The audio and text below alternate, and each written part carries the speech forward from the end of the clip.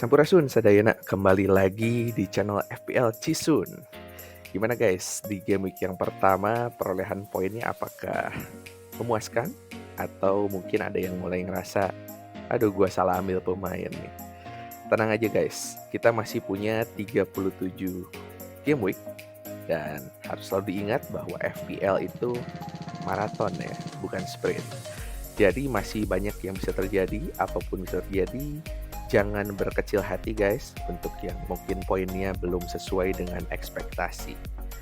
Oke, di video kali ini gue akan bahas mengenai transfer untuk game week kedua. Jadi di sini gue akan bahas mengenai beberapa pemain ya. Oke, langsung aja kita masuk ke pemain yang pertama. Oke, sebelum gue bahas Ben Chilwell, gue mau cerita sedikit nih kejadian yang menurut gue super seru menjelang deadline game week yang pertama kemarin. Jadi menjelang deadline itu mungkin sekitar 30 menit sebelum deadline gue dapat info bahwa John Stones itu nggak dimainkan, nggak ada di skuadnya City. Dan kita tahu sendiri bahwa John Stones merupakan salah satu back dengan kepemilikan yang sangat banyak ya. Dan waktu itu gue punya di tim gue. Seketika gue tanpa pikir panjang gue langsung switch dari John Stones ke Luke Shaw ya, karena ya buat apa gitu kita masukin pemain yang nggak main. Gue hanya berharap bahwa info itu benar. Lalu mungkin sekitar 10 menit sebelum deadline ada info lagi bahwa Gabrielnya Arsenal, Gabriel Magalhaes itu nggak main juga, nggak dimainkan sama Arteta. Aduh, di situ gue makin panik lagi karena Gabriel pun ada di squad gue waktu itu. Langsung aja, untung masih keburu, gue switch ke Saliba dengan harga yang sama ya, 5 juta. Jadi menurut gue kalau kalian yang gak ngikutin deadline-nya mungkin akan kelewatan informasi-informasi tersebut ya. Mungkin di beberapa kalian juga masih ada yang taruh John Stones atau Gabriel di squad kalian saat ini. Nah, apa yang harus dilakukan sih? Nah, oke, gue langsung bahas aja ke pemain yang pertama, yaitu Ben Chilwell. Ben Chilwell ini kemarin harganya udah naik ya, dari 5,5 menjadi 5,6 juta sekarang. Kenapa harganya bisa naik? Karena simpel aja, karena banyak yang beli. Kalau main yang jual, harganya turun. Gitu aja simpelnya. Oke, jadi sekarang harganya 5,6. Tentu saja kalau kalian budgetnya pas, ya nggak akan bisa beli ya Ben Chilwell. Akan kekurangan 0,1. Menurut gue Ben Chilwell kemarin waktu lawan Liverpool mainnya sangat baik. Dia tuh diplot sebagai wingback tapi bermainnya cukup advance. Selalu berada di setengah lapangan ke depan. Jadi menurut gue aset-aset Chelsea seperti Reece James dan Chilwell ini sangat baik dari sisi FPL ya. Dia juga nyetak 1 assist kemarin dan 1 gol yang dianulir sebetulnya karena offside. Dengan poin 7 ya di game yang pertama.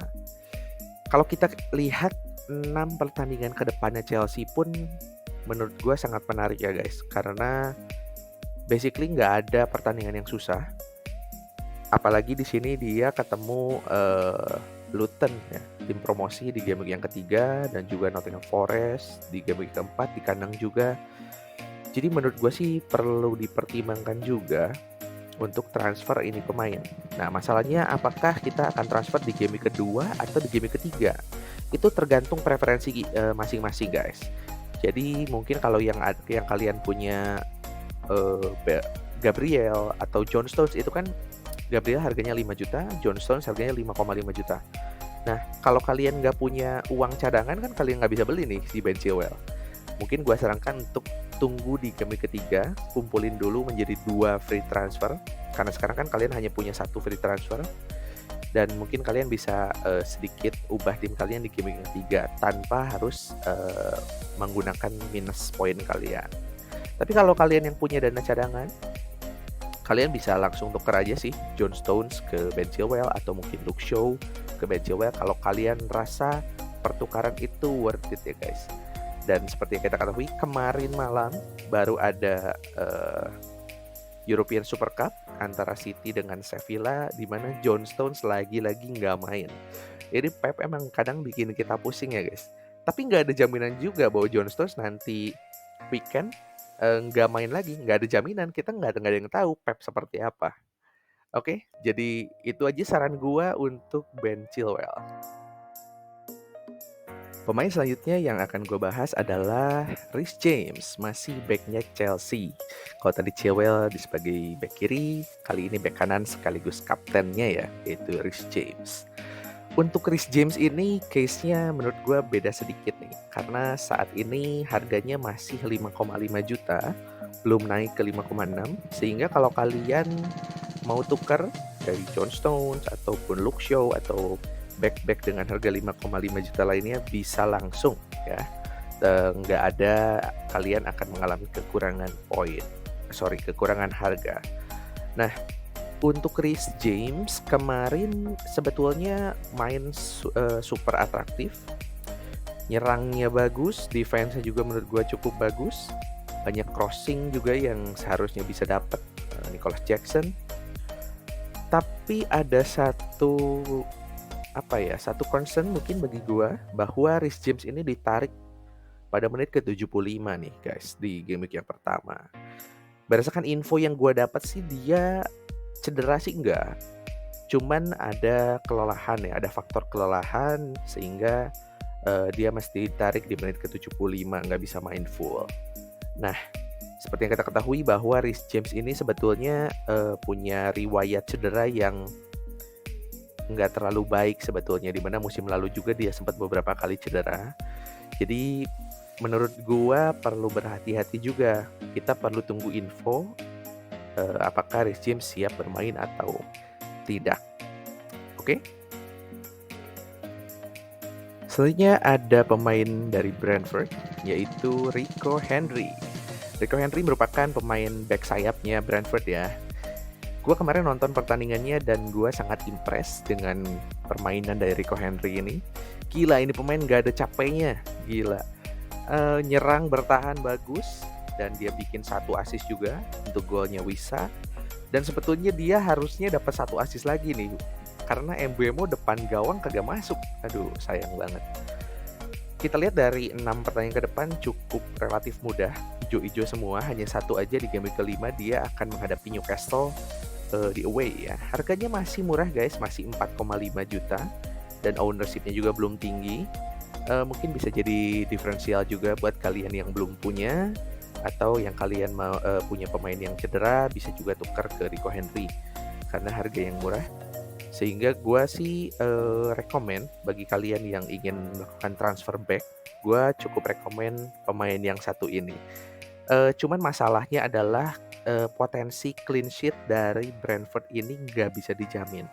Karena kemarin jujur aja menurut gue pertahanan Brentford ini kurang bagus ya guys. Jadi mungkin kita hanya bisa mengharapkan attacking return dari Rico Henry ini. Ya mungkin sekali-kali dapat clean sheet adalah bonus. Oke, pemain selanjutnya yang mau gue bahas adalah Rodri dari Manchester City, yang pada game week pertama kemarin tampil luar biasa dan mencetak 1 gol dan juga 1 assist. Nah, gimana untuk game week kedua, patut nggak sih Rodri ini dimasukin ke tim kalian? Oke, gue mau share sedikit pendapat gue ya. Menurut gue dari sisi FPL itu sebenarnya kita mesti menghindari pemain yang bermain sebagai gelandang bertahan ya, atau defensive midfielder. Oke, kemarin dia cetak 1 gol 1 assist. Tapi apakah dia akan melakukannya secara terus-menerus di game week berikutnya? Kan nggak tentu juga, karena posisinya sebagai DM. Ya mungkin sekali-kali aja gitu kan. Memang harganya murah, 5,6 juta. Ya kemarin udah naik ya dari 5,5. Dan juga bermain untuk City dan kemungkinan akan selalu dimainkan oleh Pep. Ini menjadi plus poinnya Rodri sih. Cuman gue sih pribadi akan menghindari pemain-pemain yang berposisi sebagai gelandang bertahan itu. Dan jika kalian nambah sedikit lagi nih, nambah 0,9 juta gitu ya, kalian udah bisa dapet pemain-pemain gelandang-gelandang yang tipikalnya menyerang seperti Mbeumo, Mitoma, ataupun Moussa Diaby-nya Aston Villa gitu. Oke, jadi menurut gua ditahan dulu aja. Kalau nggak perlu-perlu banget, kalau kalian nggak melihat potensi Rodri akan mengulangi hal yang serupa di game week 1, mungkin masih banyak lah pilihan lain yang lebih baik. Selanjutnya gue mau bahas pemain dari Spurs, yaitu James Maddison, pemain baru yang baru mereka beli dari Leicester City dengan harga 7,5 juta. Oke, gue bahas sedikit dulu untuk pemain tengah ini. Ada info bahwa Kevin De Bruyne-nya City itu akan cedera cukup panjang, guys. Jadi bagi kalian yang punya, tentunya kalian harus cari penggantinya KDB. Dan menurut gue, Maddison ini patut dipertimbangkan sebagai salah satu opsi. Karena kemarin dia main full 90 menit, cetak 2 assist juga. Dan dia tuh merupakan motor serangannya Spurs sih menurut gue saat ini setelah Harry Kane nggak ada ya. Dan dia juga ngambil semua set piece, baik corner, free kick ya, itu semua dia ambil. Sehingga potensi returnnya juga ada dari sana. Kemarin dengan 9 poin dan harganya yang belum naik, 7,5 juta mungkin patut dipertimbangkan.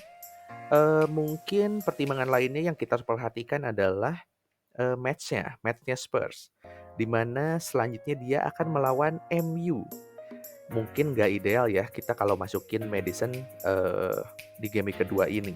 Tapi kalau kalian juga pikir bahwa lawan MU bisa kok Tottenham ngegolin ya, oke aja. Kalian bisa masukin Maddison dari game yang kedua. Karena game week 3, 4, 5-nya itu merupakan match yang mudah, match yang cukup mudah. Tapi kita harus lihat juga bahwa 2 game week selanjutnya, di game week 6 dan 7 akan menghadapi Arsenal away dan Liverpool home. 2 pertandingan yang cukup berat, dan gua nggak yakin sih Tottenham bakal cetak banyak gol di kedua pertandingan tersebut. Oke, jadi kembali lagi, preferensi kalian akan masukin Maddison di game yang kedua ini atau di game yang ketiga dengan rentang waktu yang cukup pendek. Selanjutnya striker yang lagi hot di game week 1 kemarin yaitu Alexander Isak dari Newcastle. Kemarin dia cetak 2 gol walaupun bermain hanya 67 menit dan Newcastle menang besar ya 5-1 atas Aston Villa. Oke, untuk Alexander Isak gue sih mengkhawatirkan match berikutnya dari Newcastle ya, yaitu Manchester City away dan juga Liverpool at home. 2 pertandingan yang menurut gue cukup sulit dan bahkan tersulit ya di tahun ini, di season ini untuk Newcastle. Mungkin gue pribadi mulai mempertimbangkan akan masukin Isak di game week yang kelima tuh, karena game week 5 lawan Brentford at home, lalu selanjutnya Sheffield away dan juga Burnley at home. Dan gue juga berpikir bahwa nggak selamanya sih Newcastle akan cetak 5 gol dalam satu pertandingan gitu ya. Dan juga mungkin setahun ini Isak merupakan pilihan utama di posisi striker menggantikan Callum Wilson, tapi nggak menutup kemungkinan juga bahwa Callum Wilson yang kedepannya akan start gitu. Jadi kita masih wait and see menurut gue untuk Alexander Isak. By the way harganya juga udah naik ya dari 7,5 ke 7,6. Dan jika kalian misalnya punya Ollie Watkins ya di harga yang serupa di 8 juta, Ollie Watkins ini justru 2 match berikutnya lawannya cukup mudah, yaitu Everton dan juga Burnley. Jadi menurut gue yang bagi kalian yang punya Ollie Watkins, wait and see, tunggu dulu aja, jangan buru-buru transfer Alexander Isak. Oke guys. Selanjutnya masih di posisi striker, gue mau bahas Nicolas Jackson dari Chelsea. Oke, Nicolas Jackson kemarin bermain full 90 menit melawan Liverpool dan mendapatkan beberapa peluang sebetulnya ya. Kita lihat XG-nya juga cukup tinggi, 0,53. Menurut gue dia cukup berpotensi meraih gol di pertandingan-pertandingan selanjutnya seperti yang dia lakukan di preseason juga ya. Jadi menurut gue ini merupakan aset yang patut dipertimbangkan. Tapi untuk transfer di game kedua mungkin gue pribadi sih enggak dulu ya. Dan baru akan mempertimbangkan untuk transfer Nicolas Jackson ini di game week ketiga atau game week keempat menggantikan Ollie Watkins. Bagi kalian yang mungkin udah punya Nicolas Jackson, mungkin di keep dulu aja. Ini merupakan aset yang cukup baik menurut gue. Kalau kalian yang punya Joao Pedro-nya Brighton, di game week kedua dan ketiga kan Joao Pedro akan, match-nya masih gampang ya. Mungkin kalian bisa pertimbangin, masukin Nicholas Jackson di game week yang keempat, guys. Oke, sekian, untuk Nicholas Jackson. Oke, sekian dulu guys untuk video kita hari ini.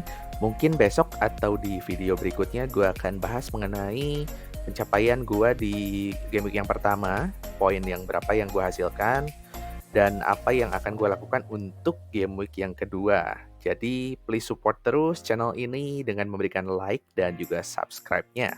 Hatur nuhun.